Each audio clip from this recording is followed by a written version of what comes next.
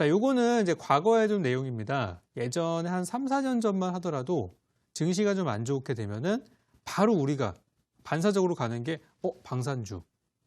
왜냐면 2년 전만 하더라도요. 2017년도, 16년도만 하더라도 북한에서 핵실험하고 막 지진 나고 그러면은 괜히 불안했거든요. 막 미사일 날아다니고 그랬잖아요. 그래서 과거에는 하락장이 나오면은 거의 반사적으로, 이거는 뭐 2010년도, 11년도 그때도 그랬어요. 정권이 바뀌기 이전에 한 10년 정도는 방산주가 반사적으로 올라갔었고, 그리고 금 관련주도 되게 많이 올라갔었어요. 그러니까 그 당시만 하더라도 투자할 만한 이 투자라는 개념 자체가 그렇게 막 지금처럼 막 선진화가 되기 이전이에요. 그러니까 최근 우리나라 증시도 굉장히 한 10년 사이에 엄청나게 빠르게 발전한 상태여서 한 5년, 10년 전만 하더라도 뭐 느낌이 안 좋을 때는 금 사야 된다. 요즘에는 뭐 달러 사야 된다 얘기 나오지만은 그 전까지만 해도 금 사놓는 게 무조건 최고다. 이런 얘기들이 있었는데요. 이제 금 같은 경우, 뭐 골드바 같은 경우는 물론 수수료도 많이 내야 되고 하다 보니까 옛날만큼 그렇게 메리트가 있는 건 아니고, 또 이거 말고 투자할 수 있는 투자 아이템들이 너무나 많아서 옛날 같지가 않아요. 그래서 방산주나 금 관련주를 요즘도 보고 계신다면 글쎄 이쪽은 당분간은 올라갈 만한 테마는 아닌 것 같아요. 자, 그럼 최근의 트렌드는 어떤 것이냐? 화면 한번 보겠습니다. 다음 화면 좀 보여주세요. 이게 최근의 트렌드인데 보시면 이런 것들이에요. 신규 상장주. 그러니까 잘 모르던 종목인데 갑자기 어느 날 딱 신고하고 들어옵니다. 그러면 시장에서는 열광적으로 혹은 엄청하게, 그러니까 하락하는 것도 열광적으로 빠지고요. 올라가는 것도 굉장히 열광적으로 올라가요. 그래서 신규 상장주들이 정말 답이 없을 때, 야, 이거 뭐 도저히 살 종목이 없는데 그럴 때 많이 올라가고요. 두 번째로는 요즘 같을 때 스펙 같은 종목들.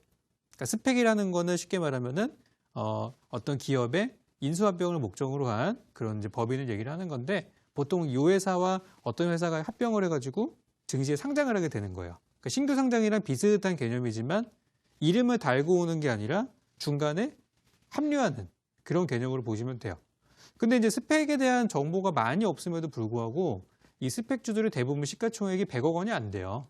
60억, 70억, 80억 막 이렇습니다. 근데 이런 것들만 올라간다고 들어가서 묻지마 투자하는 경우들이 굉장히 많이 있어요. 이런 거 조심하셔야 되고요. 다음으로는 암호화폐입니다. 증시가 안 좋을 때는 암호화폐가 많이 주목을 받아요. 그래서 오늘도 관련주 많이 올라갔었죠. 그래서 하나하나씩 좀 알아볼 텐데요. 다음 화면 좀 일단 보여주세요.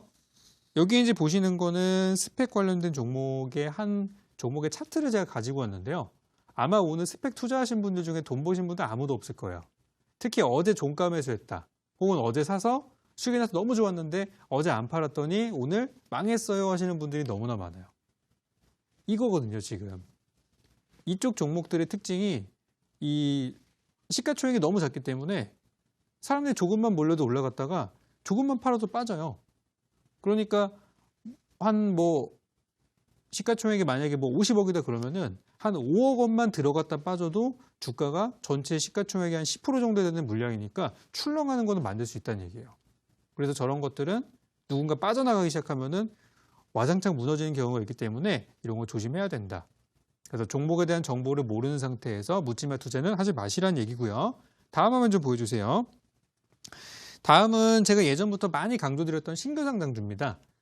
지금은 신규 상장주가 없는데요. 7월 초부터, 7월 첫째 주부터 신규 상장주가 또 있을 예정이에요. 그래서 올해 하반기에 첫 장식을 한 기업은 어떤 기업인지 기대가 많이 되는데, 아시겠지만 최근에 6월 달하고 5월 달에 상장했던 종목들이 거의 다 망했습니다. 차트를 보시면 그냥 시퍼런 것만 가득해요. 아직도 빠지고 있어요. 그래서 이 종목들도 공략할 수 있는 타이밍이 분명히 있거든요. 이 종목을 보시면 이해가 잘 되실 것 같아요. 다음 화면 좀 보겠습니다. 요거는 아모그린텍이라는 종목인데요. 지난 3월 29일 날 신규 상장을 했어요. 그리고 주가가 잠시 가다가 왕창 무너졌어요. 이 종목도 엄청나게 많이 빠져가지고 주가가 지금 완전 급락, 주봉 차트거든요. 급락을 했다가 회복돼서 올라갔는데, 이 경우는 어떤 케이스냐면 처음에 상장했는데 주가가 굉장히 급등을 해서 출발했어요. 여기서 중요한 거는 공모가거든요. 공모가라는 거는 상장하기 이전에 그 이전에 있었던 이제 가격이에요. 그래서 이 공모가는 상장 이후에 어떤 기준의 가격이 돼서 그 투자자들이 나가느냐 안 나가느냐를 판단할 수 있는 그런 기준도 될 수 있고요.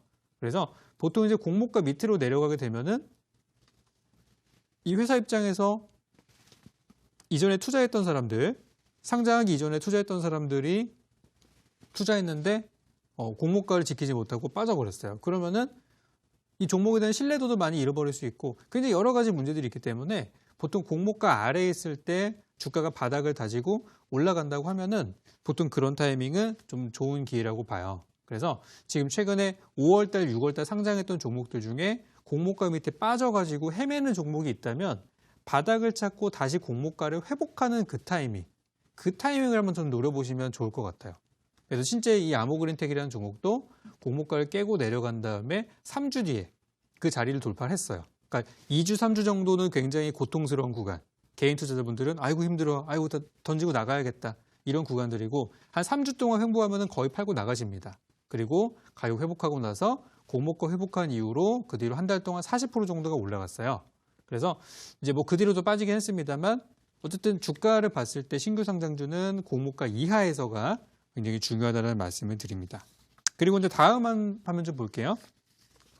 요거는 이제 암호화폐에 대한 부분들인데 오늘 우리 시장에서 유일하게 강한 테마가 있었다면 바로 이 암호화폐 관련된 종목입니다.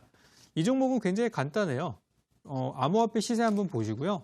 시세 보고 신고가 달성했을 때 보통 신고가가 기록됐을 때 주가도 같이 따라가는 그런 흐름들이고 올해 최고가 수준을 기록을 했어요. 아까 보니까 뭐 1,350만 원 정도 그죠? 비트코인 시세가 가고 있더라고요. 그래서 지금 시장이 좀 안 좋고 최근에 G20이라든지 이런 것들 때문에 좀 되게 혼란스러운 시장에서 많이 올라가고 있는 모습이에요. 지난주 주말에도 시세가 좀 났었죠. 그래서 요 다음 종목 하나 보여드릴 텐데요. 사실 많은 분들이 이미 요 관련주를 공략하고 계시거나 보유하고 계시거나 하실 것 같아요.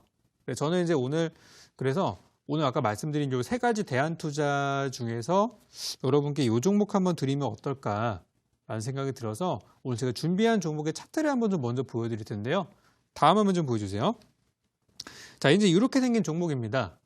최근에 주가가 저점에서 시세가 한번 발생을 한 다음에 약간 눌려있는 모습이에요. 그래서 지금 이제 이 종목은 완전 주가가 막 신고가 고점에 있어가지고 막 스펙 종목처럼 한번 무너지면 급락이 나올 만한 그런 구간들은 아니고요. 바닥에서 힘을 모아서 올라가고 있는 그런 구간들이에요. 그래서 제가 볼 때는 이 종목 지금 살짝 밀렸을 때 지금 뭐 G20이니 뭐니해서 약간 혼란스러울 때 이럴 때 지금 올라갈 수 있을 거라고 생각해서 이 종목을 제가 오늘 준비를 했어요.